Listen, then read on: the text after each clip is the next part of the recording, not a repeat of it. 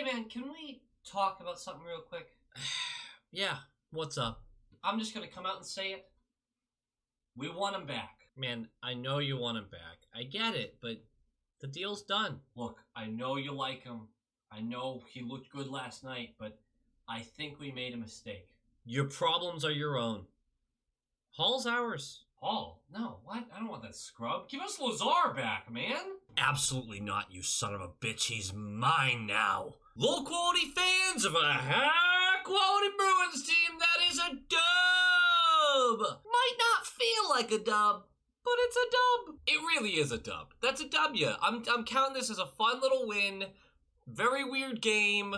I'm going to take the 2 points, and I'm going to keep walking. If you actually look at the game as a whole, the Bruins didn't play poorly. And Buffalo came in playing the best hockey of their season. They're 4-2-1 over their last 7, now 4-2-2 over their last 8. Honestly, I think a lot of us weren't really watching the game for the result. We wanted them to win, of course, but a lot of us were also wanting to see what does Hall look like? What does Riley look like? And on a lesser degree, but we got way more of it, what does Lazar look like? Spoiler alert, the order I said them in is the least to good to this of them. Sober as a bird. Hall, Lazar, and Riley, all acquired on the trade deadline, did start this game. They just drove down and went, let's fucking do it. Lazar ended up centering our fourth line with Corrali and Wags. Interesting. Freddie's still out with illness. Brutal. Hall slots into the second line, left side of Krejci with Smith. Very quickly, that would change back to Smith being on the first line and Pasta dropping back down to the second. In fact, there'd be a lot of line shuffling in this game. Lastly, Riley would play with Miller, which I thought was kind of an interesting choice, but I really liked it because Miller is very responsible in his own end, and Riley is known as an offensive defenseman. They made up our second line. McAvoy was back in the lineup. First line, of course, with Lauzon. Swayman gets a start, and it wasn't a good start for him. I want to be very clear. We looked like the better team virtually the whole game. There were moments, there were pockets, but for the most part, we looked like the better team. Swayman, 2 minutes in, Colin Miller takes a blast from the point, and it just beat Swayman low blocker. He could see it the whole way. He just kind of took a weird angle at it, maybe a little too far left, but nice shot by Miller. I was bummed. Obviously, we're down 1-0 early in a game against a team that, let's be honest, we should be beating. But also, if an ex-Bruin was going to score this game, could it have been Bjork, please? That's fun. That'd be fun and funny for me. It would have been funny for me if Bjork had a hattie. Like, look, again, that's not what I want, but come on. Entertainment. We responded really well. Now, that was the catalyst for Pasta immediately being bumped off the first line and down to the second. Smith being bumped up to the first. Smith continues to be red hot, and for the next couple of minutes, we're all over them, but Ullmark is looking unbeatable. Nice saves, nice positioning, and then something happens. We're not totally clear on what caused the injury, but Ullmark at the 5-minute mark of the first goes down the tunnel, will not return to the game. Tarkowski is now in. Kind of felt good about that change. Kind of thought we would make him pay for that. Obviously, you hope Ullmark's okay, but injuries are a part of the game, and you're going to attack the other team's weaknesses. We've seen it happen in playoff series. We've seen it happen during the regular season. If your goaltender's out, light up their backup. We did not. Not for lack of trying, and I'm going to say this, and it's going to keep coming up. Our fourth line was so good. They had a literal minute and 12 seconds in the offensive zone midway through this period. That is insane for a fourth line. They looked great, and Lazar was the leader. He's full of energy, he's quick on the puck, and his decision-making, finding guys, not bad. I'm really happy with him as a fourth liner right now. One game, small sample size, but fuck did he look good. You ready for me to blow your mind? Lauzon at the point, 7 minutes left in the period, gets a shot into the slot. It gets past the guy. Not only does it get past the guy, Krejci gets a stick on it, little deflection, goes into Tokarski, he bounces it off his chest, it comes right back to Krejci, who finishes his own rebound. That is a 1-1 game. Nice job, Lauzon, getting that puck through. Very nice. The little asterisk on this play is that Shahan got destroyed by Richie, and we were basically on a 5-on-4 because Shahan was trying to get to the bench. What had happened was Shahan was in a battle on the boards, turned, and Richie was coming in to help. Look, I've seen it called interference before. I've seen it not called interference before. That's a 50-50 call that went our way. Richie blew him up. Luckily, Shahan didn't go into the boards, but he blew him the fuck up. Hopefully he's okay. We score off of that offensive possession. There's going to be controversy about that, but isn't there always? And what's even more telling is as soon as we score that goal, Bruce puts in the fourth line with Lazar because they've looked so good, and he goes, keep the pressure on. And we did! Then things get a little wonky. Darlene gets boarded by Richie. That's a good call. 5.5 minutes left in the period. As soon as we kill it, we're off to the penalty kill again. This time it's DeBrusque for hooking. Good call. 30 seconds left of that penalty. And what do we get? Oh, Lazar for high sticking. That's a good call. All of these were valid calls. So after that Lazar high sticking, it's 5-on-3 for 30 seconds. And the second part of that power play, if we don't kill it, will bleed into the second period, which it does. We finish the period 1-1. We kill off the 5-on-3. We kill off the majority of the other penalty. Start the second period. 30 seconds in, we have to kill off the rest of that penalty. But we do. 3 minutes in, and we have a fun little play where Irwin is holding the stick of Richie for about 200 feet. And it's pretty blatant.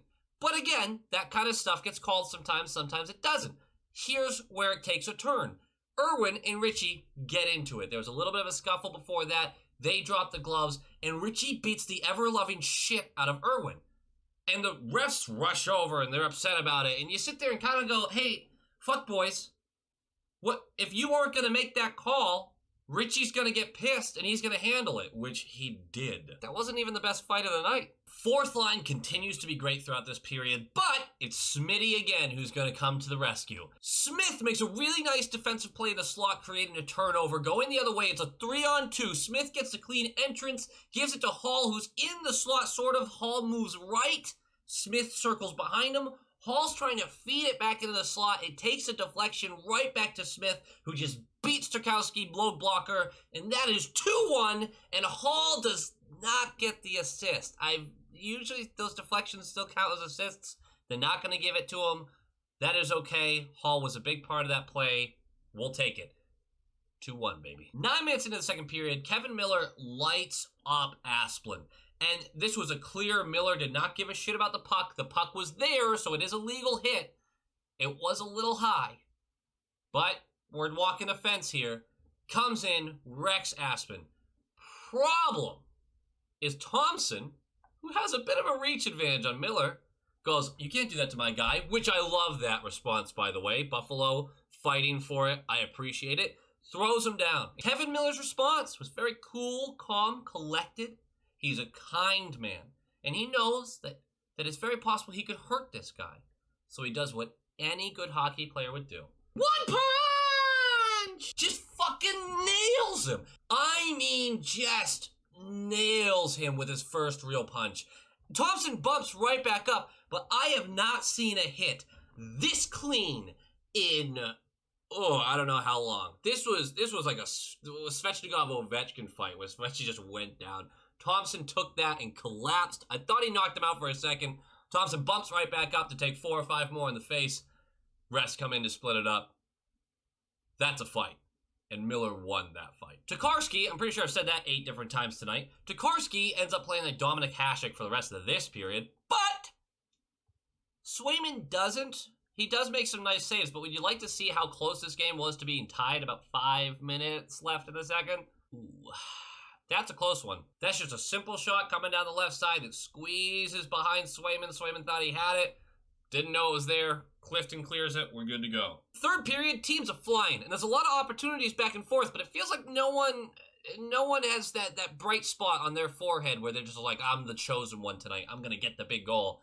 Not really. But 12 minutes in, it's a Darlene slapper. It's a heavy shot. It takes 2 bounces on its way to the net, One of them skips right off the ice and almost like it picks up speed. It just beats Swayman off the bounce. That one I'm not really mad at Swayman about. It's so hard to track the puck as it is. Multiple bounces like that. It's lucky it even was on net by the time it reached there. But it was. Beats Swayman 2-2. That's how the period will end. About $1:30 left in that period. Pasta has a wide open net from a feed from Miller. Just misses. Whiffs on the shot. Barely gets a piece of it. Pasta just can't buy one right now, man. Just can't buy one. The most frustrating thing about this overtime, both Bjork and Hall had game-winning shots on their sticks. Neither one could finish. You're telling me both of them had a chance to win the game? Like, does anyone care about the storyline? Huh? Is it just me? Do the players not care? My feelings are hurt. I have hurt feelings.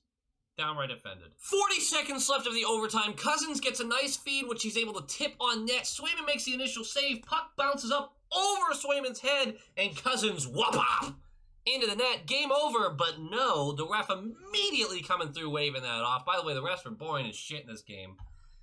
Every call was just a call. Boring. Anyway, that is going to get waved off. It was above the crossbar. We play on, and off to a shootout we will go. And this shootout was not competitive. Olofsson and Thompson, their shots, both went super slow, glove side, Swayman handled it. No issues. But for us, Coyle, who goes directly after Olofsson, nice, slow swerves.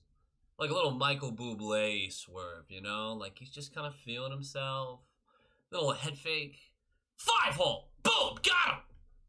Had it both ways. Thompson does his thing. As I said, Swayman makes a stop. And Jake DeBrusk, Jakey the Flash, fast as fuck, boy! He just flies down that slot. No moves. Leg lift. Short the stick. Shapish! Blocker side high. Literally just roosted on him. That is game, set, and match, sir. We get the 2 points. We needed them. Buffalo didn't. They get the moral victory of going to a shootout against us right after we took their best player. Hey!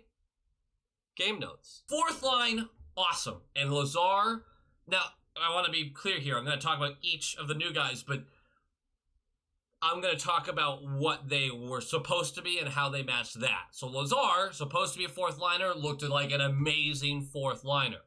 He didn't look like an amazing Hall. He looked like an amazing fourth liner.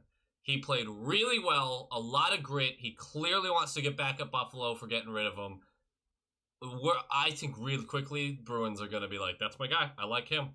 I like the guy who ate the burger off the ice. Let's do it. You've had to have seen that story by now. He ate a burger off the ice after someone threw it down the ice.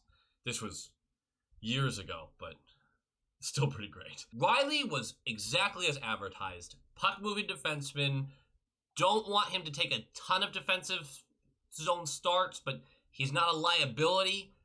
I thought he played well. I liked seeing him work with Miller. It felt like both him and Miller jumped up at the right times.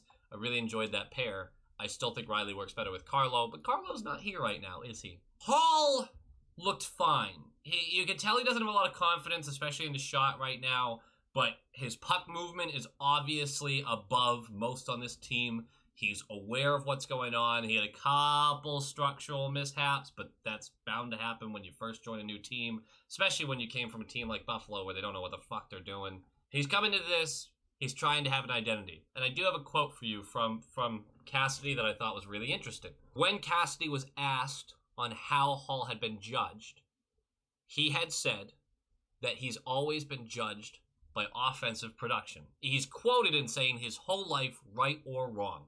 So I think that's a good statement to make because he follows that up by explaining when you're here, you're judged on team results and how you impacted the team. We don't really care if you were the guy who scored, but if you had the outlet pass that was a really nice play, it kept the team's formation in mind, and it allowed for a transition the other way that allowed for a goal, that goes noticed here. That's not going to go noticed when you play for a shit team and you're losing left and right. It does go noticed when the team has an idea about who their identity is, they have a goal in front of them, and they need to win games. Cassidy made the statement clear. Hall, the pressure isn't on you to produce. The pressure is on you to become part of the team and work well with those around you. Now, we could talk about this in a few different ways and how this affects our outlook on him, because obviously we need him to produce. But that's going to come. That will naturally come. He has talent. It will naturally come working with guys like Pasta and Krejci and Smith. Those guys are going to put him in the right position, and all he has to do is learn where to be and how to properly be used in the actual goal of the team. I think that's something that he actually hasn't had. I don't think the teams he's been on in the past had a identity, and I think the Bruins are building that this season. I don't think we had it early in the season, but I think we're building our identity more and more. Swayman was pretty good this game. He was consistent throughout. I don't have a lot to say about him, but he was pretty solid. Jake DeBrusk looked great. He was flying around. Smith again looked really good. Bergie and Marshy looked like their usual selves. Pasta, I still think something's up with him. He's either way too much pressure on him right now or something, but he needs to find his game again if we're going to go far. Little note on Frederic. Frederic's missed a few games for an illness. He has taken back to the ice, which is a good sign.